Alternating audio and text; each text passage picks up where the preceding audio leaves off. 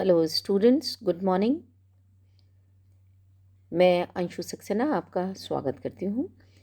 आज मार्केंशा के gamma cup के बारे में हम लोग स्टडी करेंगे। इससे पहले वाले वीडियो में मार्केंशा के एक्सटर्नल फीचर्स और इंटरनल स्ट्रक्चर्स के बारे में आप लोगों ने पढ़ा था। इसमें हम गैमा कप के बारे में पढ़ेंगे। एक्चुअली जो गैमी होते हैं, gemmae is a plural word for gemma. Gemmae जो होते हैं वो एक तरीके का मार्केंशा में वेजिटेटिव मोड ऑफ रिप्रोडक्शन होते हैं। क्या होता है कि मार्केंशा में कई तरह का वेजिटेटिव रिप्रोडक्शन होता है, जिसमें पहला रिप्रोडक्शन, जैसा कि रिक्सिया में मैंने आपको बताया था कि progressive death and decay of the thallus, thallus की प्रगामी मृत्यु और उसका क्षय। जैसे जैसे थैलस आगे की तरफ बढ़ता चला जाता है, नई सेल्स कंस्ट्रक्ट होती चली जाती हैं, तो पीछे वाला पार्ट जो है, जो कि मैच्योर हो गया होता है, वो धीरे धीरे उसकी डेथ होनी शुरू हो जाती है, वो डिके होने लग जाता है। तो इस तरीके से जब डिवाइड करते करते थैलस डायकोटोमस रीजन में आ जाता है, तो यहाँ का डिके हुआ, ये डिके हुआ, डिके हुआ, और ये वाला पोर्शन तक जब ये आ जाएगा थैलस, तो क्या होगा कि पीछे का सारा हिस्सा डिके हो चुका है, तो ये दो बराबर हिस्सों में, दो पार्ट्स में बढ़ जाएगा, और हर पार्ट जो होगा वो एक नए प्लांट की तरह से काम करना शुरू कर देगा। तो इस तरीके से लगातार वृद्धि होते होते द्विभाजी शाखन के आधार तक जब डिकेइंग पहुंच जाती है, तो वो दो शाखाएं जो होती हैं वो एक दूसरे से पृथक हो जाती हैं। This is first mode of vegetative reproduction. Then second is the by adventitious branches. ये भी रिक्सिया में हुआ करता था, जो हम पहले भी पढ़ चुके हैं। मार्केंशा में भी उसी तरीके का होता है। तो मार्केंशा की कुछ जातियां होती हैं, उनके अंदर थैलस की जो वेंट्रल सरफेस होती है, उस सरफेस से कुछ अपस्थानिक शाखाएं निकलती हैं, जो कि मदर प्लांट से अलग हो जाती हैं और एक नया थैलस बना लेती हैं।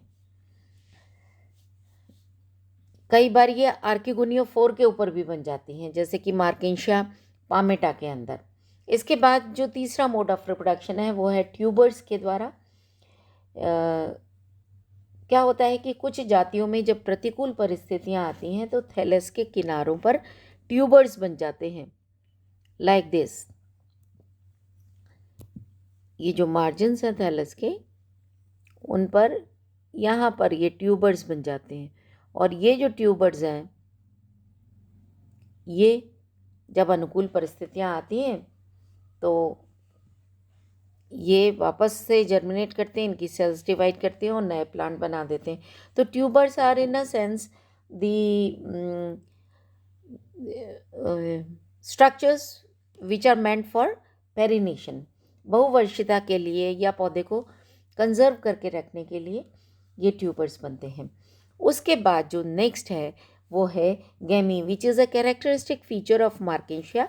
मार्केंशिया के अंदर हमारे कोर्स में जितने भी ब्रायोफाइट्स हैं, उनमें से मार्केंशिया के अंदर ही गैमा कप बनते हैं, और एग्जाम में गैमे के ऊपर शॉर्ट नोट भी आ जाता है। सो गैमी is important from this point of view. In this diagram, photograph, you can see certain cup-like structures on the thallus. These are cup-like structures. These are gamma, or these are called as gamma cups या गैमी cup. ये गैमी cup के अंदर गैमी पाई जाती हैं, जो कि जब अलग होती हैं पौधे से तो नया प्लांट बना लेती हैं। तो ये गैमा कप के बारे में। अब क्या होता है, हर एक गैमा का अगर हम स्ट्रक्चर देखें, तो हर गैमा एक सेल्यूलर स्ट्रक्चर होती है, जो कि वृंत युक्त होती है, जिसमें स्टॉक होता है, और उसके अंदर दो नॉचेस पाई जाती हैं। अगर हम गैमा कप का लॉन्गिट्यूडनल सेक्शन देखें, तो हमको यहाँ पर इसमें कप में ये फ्रिंज्ड मार्जिन्स दिखाई देंगे, these are the margins, this is a cup जिसका कि ये स्टॉक होगा, जिससे कि वो डॉर्सल सरफेस पर लगा हुआ होगा और इसके अंदर ये बहुत सारी गैमी है। अब इसका ये तो हो गया इसका सरफेस व्यू। अब अगर हम इसका लॉन्गिट्यूडनल सेक्शन देखें तो एक कप जैसी स्ट्रक्चर जिस पर स्टॉक्ड स्ट्रक्चर्स पाई जाती हैं, जिनके अंदर दो जगह पर खांच होती है। जब हम इसका और एनलार्ज्ड व्यू देखेंगे तो ये समझ में आएगा। और अगर आप इसकी एनाटॉमी देखें तो जैसा कि मार्केशिया में फोटोसिंथेटिक रीजन और स्टोरेज रीजन होता था, this is the storage region and this is photosynthetic region. ऐसा लगता है कि इनिशियली ये पोर्शन और ये पोर्शन ये सब एक थे, यहाँ फोटोसिंथेटिक रीजन था और ये स्टोरेज रीजन था। अब इस जगह पर क्या हुआ कि एक कप बनना शुरू हो गया जिसने दोनों तरफ के फोटोसिंथेटिक रीजन को अलग अलग कर दिया। आधा इधर आ गया और आधा इधर आ गया और ये बीच वाला स्टोरेज रीजन हो गया और इसके अंदर गैमा का निर्माण हो गया। तो इसका अगर हम लॉन्गिट्यूडनल सेक्शन का डायग्राम बनाएं तो दोनों तरफ हम लोगों को फोटोसिंथेटिक रीजन बनाना है, बीच में सेलुलर पोर्शन जो है वो स्टोरेज रीजन का पोर्शन है और इसके अंदर दो तरह की स्ट्रक्चर्स आपको गैमा कप में दिखाई देंगी। एक तो mucilaginous hair, these are the structures which do not take part in any sort of multiplication. They are only meant for the absorption of water and they help in dispersal of gamete. गैमी के प्रकीर्णन में help करते हैं। ये बीच बीच में mucilaginous hair होते हैं जो कि जल को अवशोषित करके फूल जाते हैं और गैमी के ऊपर गैमी एक दबाव बनाते हैं जिससे कि वो अपने स्टॉक से पृथक हो जाता है और पृथक होकर के वो बाहर गिर जाता है, लूज हो जाता है और जिस जगह गिरता है वहाँ पर ये नया थैलस बना लेता है। So this is about the structure of the gemma cup. अब क्या होता है अगर हम गैमी को देखें तो this is enlarged view of the structure of gemma, जिसमें दो नॉचेस होती हैं साइड में। ये ग्रोइंग पॉइंट और ये ग्रोइंग पॉइंट, दो नॉचेस होती हैं जिनमें दो ग्रोइंग पॉइंट्स होते हैं। अगर हम गैमा को देखें तो ये बीच में से मोटा होता है और किनारों पे से पतला होता है, जिसके अंदर बहुत सारी कोशिकाएं होती हैं। ख़ास तौर से दो तरह की कोशिकाएं होती हैं, एक तो इस oil cells which preserve the food material in the form of oil और दूसरी होती हैं राइजोइडल सेल्स जो कि लेटर ऑन राइजॉइड्स बनाने का काम करती हैं। जब ये गैमा जर्मिनेट करता है तो ये नॉच वाले पोर्शन में यहाँ पर जो भी सेल्स होती हैं वो सेल्स कटती हैं, दोनों प्लेन्स में सेल्स काटती हैं। तो खांचों में जो स्थित जो कोशिकाएं होती हैं उनमें बाइपोलर वृद्धि होती है। सबसे पहले जो राइजोइडल सेल्स हैं वो राइजोइडल सेल्स राइजोइड्स निकलती हैं और दोनों खांचों में लगातार कोशिकाओं के विभाजन के फलस्वरूप थैलस बनता है। और अंत में गैमा की जो बीच वाली सेल्स, अब इसने क्या किया, इस तरीके से वृद्धि हुई, इन्होंने यहाँ पर यंग थैलस बनाना शुरू कर दिया। Rhizoidal cell will start forming rhizoids, ऐसे ही इधर यंग थैलस बनेगा और ये राइजोइड्स बनेंगे।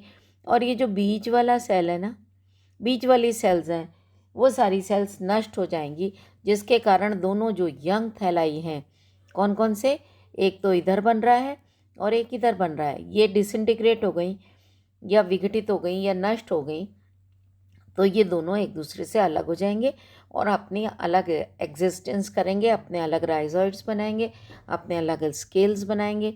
जो यंग थैलस है वो सेल डिवीजन करके इस तरीके का थैलस बना लेगा, इधर भी ये इस तरीके का थैलस बना लेगा। तो इस तरीके से दो थैलाई इसमें बन जाएंगे। सो this is the procedure of formation of 2 thalli from 1 gamma.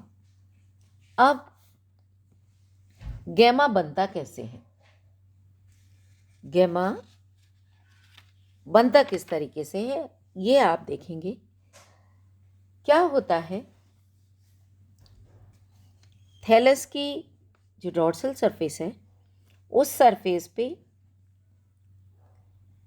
जो गैमा कप होता है वो एक गोलाकार क्षेत्र के रूप में उत्पन्न होता है, और जो कि पास के जो सेल्स हैं, पास के टिश्यूज़ हैं, उनकी वृद्धि होने के परिणाम स्वरूप प्यालोनुमा हो जाता है।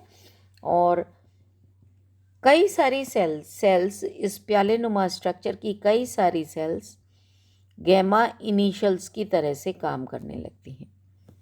ये जो सेल्स हैं ये गैमा इनिशियल्स की तरह से काम करने लगती हैं।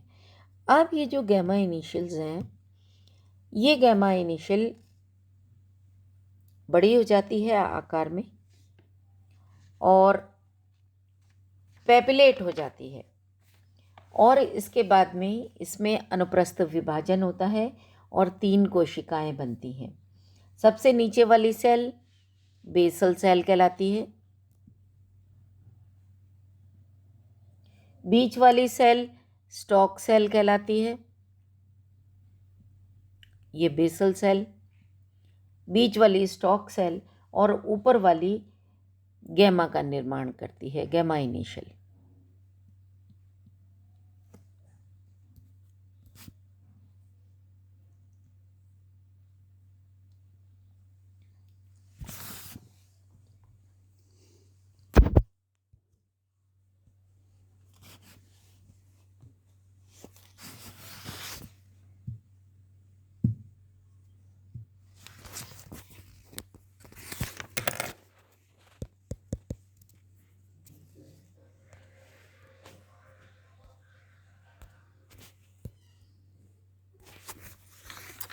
ऊपर वाली सेल जो है वो गैमा इनिशियल बना लेती है। This is gemma initial.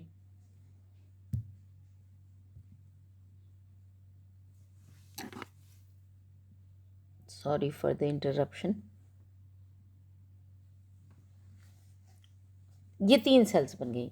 अब क्या होता है कि ये जो सेल्स हैं, ऊपर वाली जो गैमा इनिशियल है, जो स्टॉक सेल है वो तो स्टॉक बना लेगी, बेसल सेल जो होगी वो धसा हुआ पार्ट बना लेगी, और जो गैमा इनिशियल है उसके अंदर कई सारे ट्रांसवर्स डिवीजन होते हैं, as a result of which कई सेल लंबा स्ट्रक्चर बन जाएगी, जिसके अंदर फिर लॉन्गिट्यूडनल डिविजन्स होते हैं। कई सारे ट्रांसफर्स और लॉन्गिट्यूडनल डिविजन्स होते हैं, जिससे कि गैमा की बॉडी बन जाती है।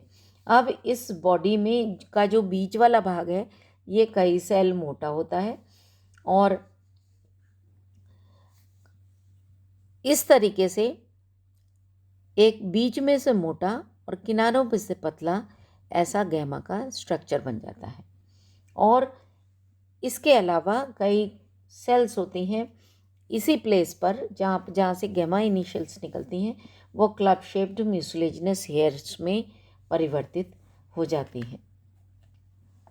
तो 2 तरह की सेल्स बनी, एक तो म्यूसिलेज कंटेनिंग सेल्स जिनको कि हम म्यूसिलेज हेयर्स कहते हैं, और दूसरी गैमा सेल्स बनती हैं। So these are the gemma which are the characteristic feature of Mertensia and they help in the vegetative multiplication. आपको ये यहाँ पे this is a beautiful diagram showing all the gamete. ये देखिए ये बहुत सारे गैमी इसमें दिखाई दे रहे हैं, ये थोड़ा सा enlarged व्यू है। So this is all about the gamma cup in Mertensia, which is very important from examination point of view. आप लोग इसको तैयार कर लें। Thank you.